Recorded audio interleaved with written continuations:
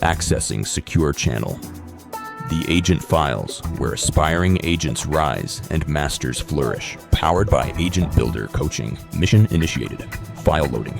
Hi there, and welcome back to the Agent Files. This is still the series about aspiring agents, so agents that are thinking about a career in real estate. So not actually committed, not actually in the program, or even have made any formal decisions. And the reason why we put this series together is so little is known about the day-to-day practices of a real estate agent before they even consider getting into the business, that many agents actually commit and make huge investments, both in financial as well as personal commitments in time and energy and what have you, before they really have a good understanding what the business of real estate is all about. So that's why we put this series together. Some of these aspects of the business may seem somewhat foreign and abstract, and why would I want to know this now? Because we think it is important for you to have a full perspective on what that career in real estate looks like and feels like if and when you do decide to join the industry. Today we're going to talk about what we refer to as automatic transaction machines. And that sounds even more abstract than some of the other topics that we've talked about before. But again, it's important that you understand all aspects of the business before you enter into the business. And transactions, obviously, is kind of what drives your financial wherewithal, but to some degree also all other aspects of the business. So transactions is what generates the income, right? I mean, we're in this business almost exclusively paid based on completed transactions, transaction-based, commission-based. So with that in mind, making sure that your transactions are well structured, well situated, is not only financial good common sense, but it also means that you likely should also think about things like how you interact with your clients, how they interact with you, what their expectations are, what your expectations are, and what that leads to is typically repeat and referral business if you do it really well, or negative reviews and comments if you don't do that so well. So let's dive it right into that conversion process from taking leads that we talked about in the previous episodes, the automatic lead machine, into now actual transactions. All right. So let's, again, review a little bit. Smooth transactions do lead to happy clients.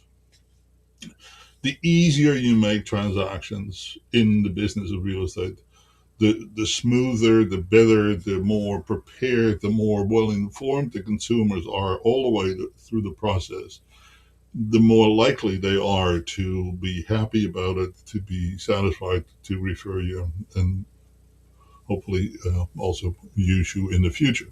But there's another aspect to this, and that's just common sense. There's actually very few buyers or sellers in real estate that just wake up one day and say, let's go move. Right? There's typically a reason for the move. It's a new job, a new family, a marriage, a birth, career opportunities elsewhere, business opportunities, sometimes not so happy situations like divorce, financial challenges, health concerns, aging, accessibility to stuff, mobility, bringing families together, multi-generational type housing situations. So there's many reasons why people actually make a move. And it's oftentimes that is the driving force. The actual transition, the actual move is an afterthought, right? And we've touched on this in previous sections, but particularly in the area from lead generation to transactional, that's where the reasons behind the transaction are oftentimes more important than the actual transaction. And so things have to fit into whatever drives, whatever motivates people to make that transaction, make that move. And so therefore, the smoother it runs, the more the people can actually focus on what really drives them. And that in the long run will almost always um, have an impact on how people remember the interactions with you.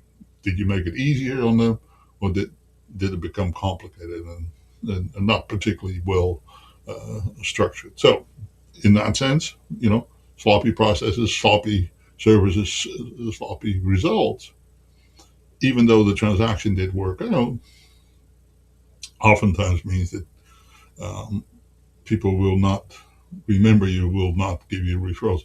I'll give you an interesting aspect to this. I mean, most buyers and sellers, shortly after a transaction, will actually report and do surveys and do all kinds of statements saying that they were quite happy with the service they received.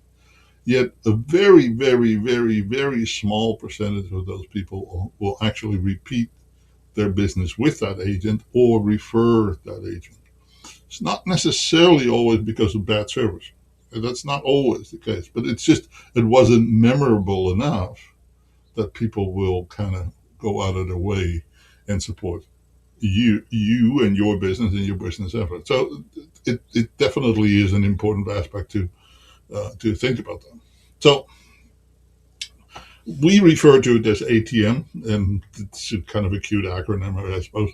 Uh, you know, uh, making some sort of a correlation between money machines and transactional systems. But there is some connection in the sense that if you do your transactional part really, really well, it oftentimes leads to fewer complications in transactions, fewer collapses, therefore a more steady, more stable business flow and cash flow.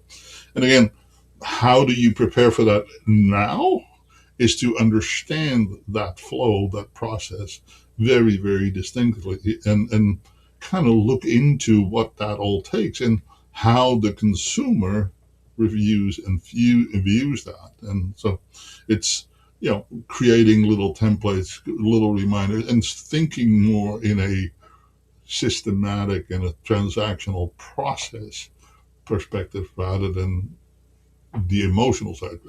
Don't get me wrong, there is a very much an emotional side to it, but you are the calm, you are the rock, you are the person that the consumer relies upon for making sure that every I is dotted and every T is crossed. I hope that makes sense.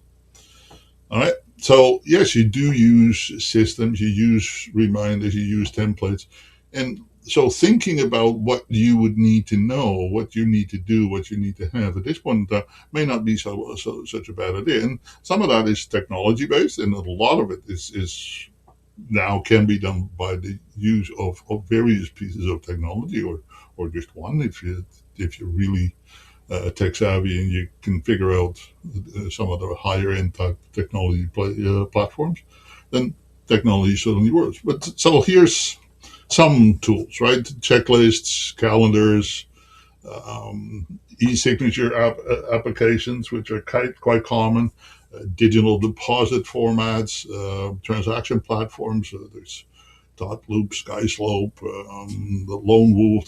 There's about half a dozen of those that are commonly used between brokerages and so on and so forth. Then, of course, there is some real estate board related technology that they use for both listing information as well as transactional information.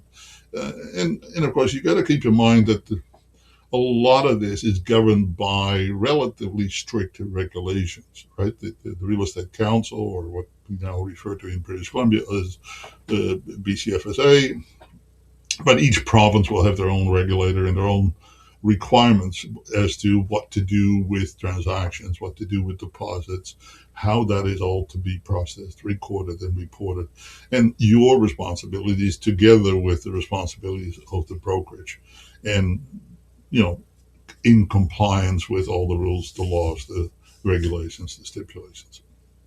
And then there's a few other external aspects to this. For example, we are very much in our business affected by the financial transaction legislation called FinTrack.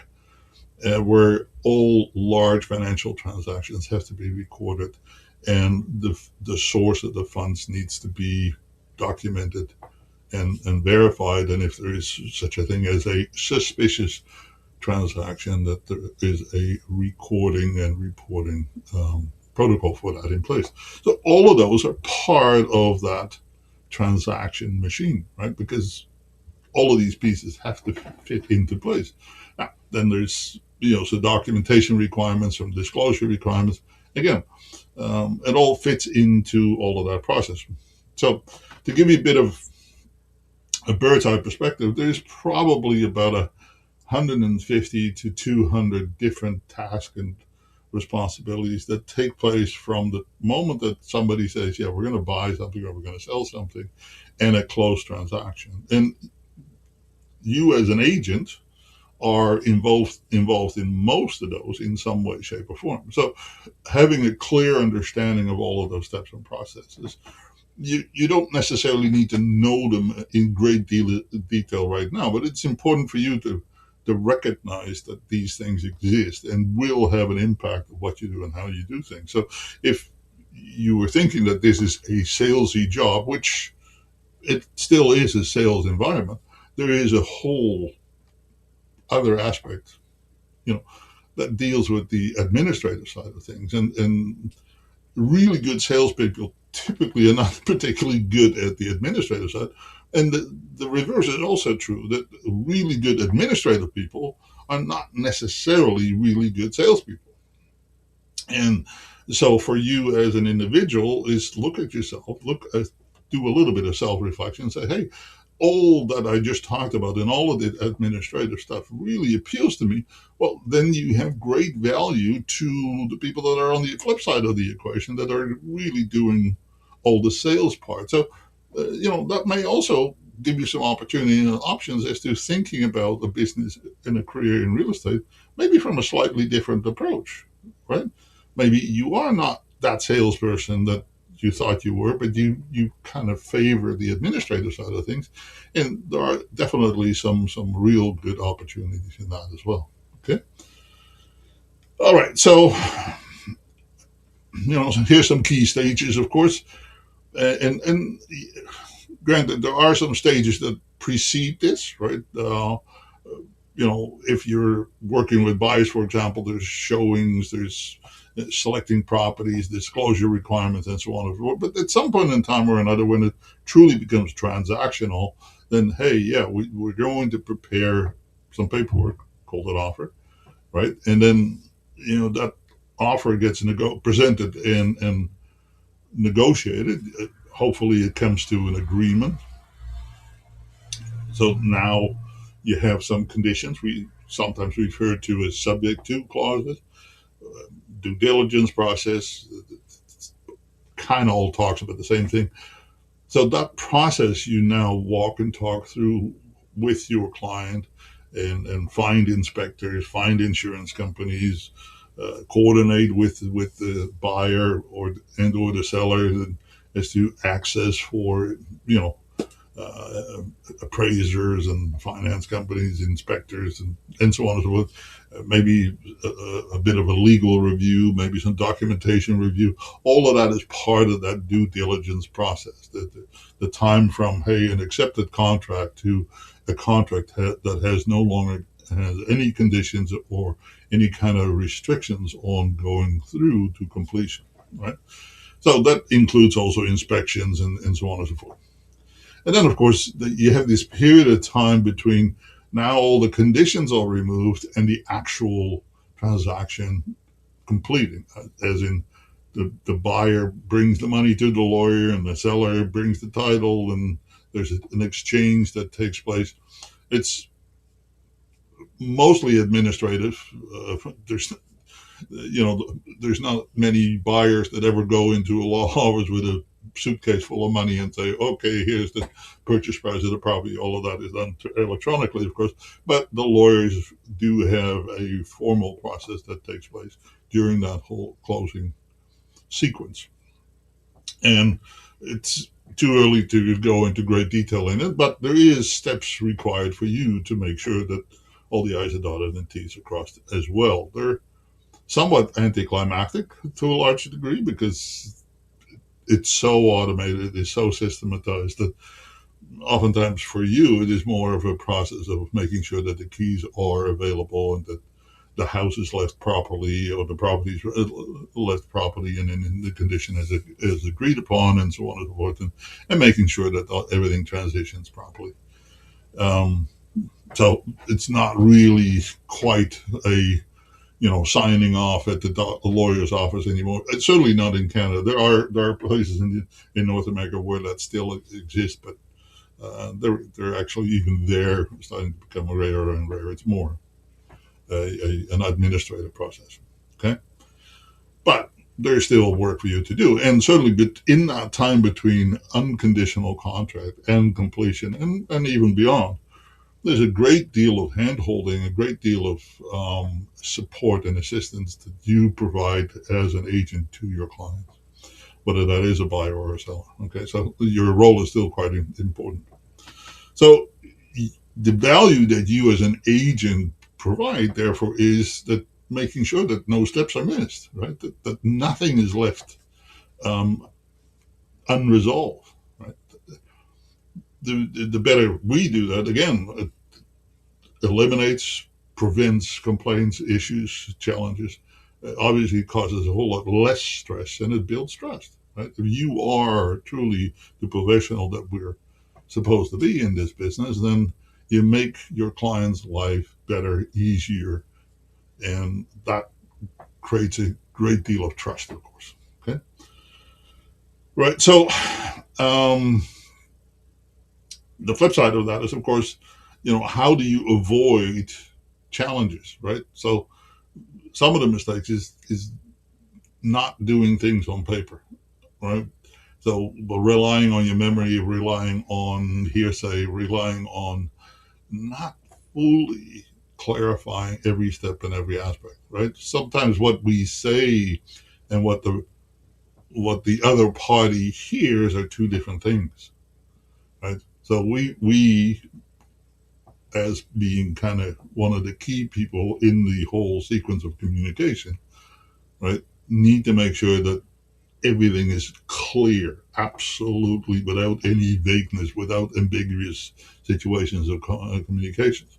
The best way to do it is to think, work, act, do everything in writing. This is not a business where you want to rely on memory or make comments. And people say, well, you can use text and you can use email. Well, yeah, maybe, but mostly as a last resource, right? Not as the core communication tool that people seem to think that is okay, right? If you want to create an agreement, just making a statement by text or by email does not necessarily validate that as a legal contract.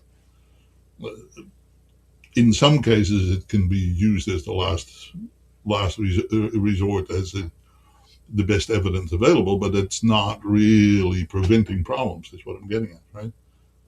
The previous slide, we said, hey, avoid problems. Well, making things vague and ambiguous does not avoid problems. In fact, it inflicts problems, right? So, and then, yeah, your reminders, your calendar dates, you're making sure that everything that you do is in one spot, right?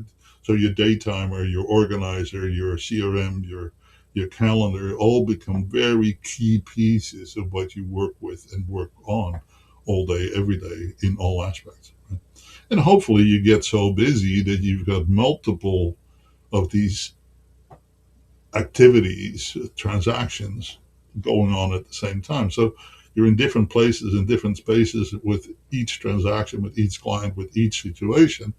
And that can compound into quite a bit of, headspace that all of this takes up. So one more reason not to rely on your memory. Okay. My favorite statement about all of this, if in doubt, write it out. Right? If it's worthy of remembering, it should be committed to paper. Okay? So here's a flow, right? An offer, deposit, right? Worst What are you doing with the deposit? When is it coming? Where is it going? How's it confirmed? How is it documented, recorded, and so on and so forth? Dealing with inspections, lawyers, and then weekly updates, making sure that everything is okay. And that period of time between subject removal and post completion is way more important than most agents actually consider. They oftentimes, once the subjects are removed, they just kind of move on, right? It's next. And but the consumer, the client, whether it's a buyer or a seller, is oftentimes wondering, well, what's going on? Right? I don't hear enough. I don't hear anything. And they're wondering and doubting, which is not a good feeling for most people. Right? If you look at case studies, people that work by the seat of their pants, they oftentimes have failed transactions. Okay? It's not a guarantee that will happen, but and many agents have fairly high capacity and capabilities even without structured systems and flows. But your life will be so much easier if you do have them. So that's why we absolutely encourage them to make sure that you do use your systems that are available and become familiar with what each brokerage offers. So again, if you're thinking about this career in real estate and this is the phase that you're in, then part of the research and part of what we're touching on here becomes an important piece of your research, your homework, for the lack of a better word, to figure out as to how each of these pieces fits into how you want to construct your business, right? And if we haven't said this enough, I'll say it one more time. This is your business. You get to drive this bus. Yes, you're under the umbrella of a brokerage, and yes, you have managing brokers and you have administrative staff, but your relationship with the consumer is your relationship. Therefore, you are responsible to making sure that is looked after properly, appropriately, and you are kind of the conductor in all of that, right? You are guiding these listings, these sales, these transactions according to your best practices, not the other way around. The consumer shouldn't be driving how the paperwork is being done. The offer shouldn't necessarily maintain all of your paperwork. Yes, you have to follow their protocols, and yes, you need to follow the rules and the regulations. But the business model, the way you actually apply it, has to be yours, but it still has to be complete. That doesn't mean that you have to reinvent everything, right? It can fit into existing systems and structures. And so your collaboration with your brokerage can be quite important in that, right? Because how they function, how they operate becomes a key part that can either enhance and improve your day-to-day operation in the business, or it can force you to have to change model or change direction or change how you thought this was best going to work for you and your client, right? Doesn't mean that the company is wrong or that you're wrong. It just means that they don't necessarily always align. And this is one of those areas where alignment between how the brokerage operates and how you operate, it can be an important piece. So again, worthy of consideration at this point in time in your research and due diligence about if real estate is a career and business for you. I hope you enjoyed this session. It's not a particularly heavy session for you because you can't really dive into any of the details quite yet, but it is important for you to recognize how significant the transactional part and the administrative part of the transaction really is in you deciding whether this is a business or a career for you. All right. I hope you enjoyed it and hope to see you soon at our next Agent Files chapter, where we're going to talk about the wow factor. And hope you'll join us for that. Talk to you soon, and have a fantastic week. File saved. The Agent Files. For more missions, agents' tools, and tactical strategies, subscribe and follow the Agent Files, powered by Agent Builder Coaching. Until next time, stay sharp. Your next mission awaits.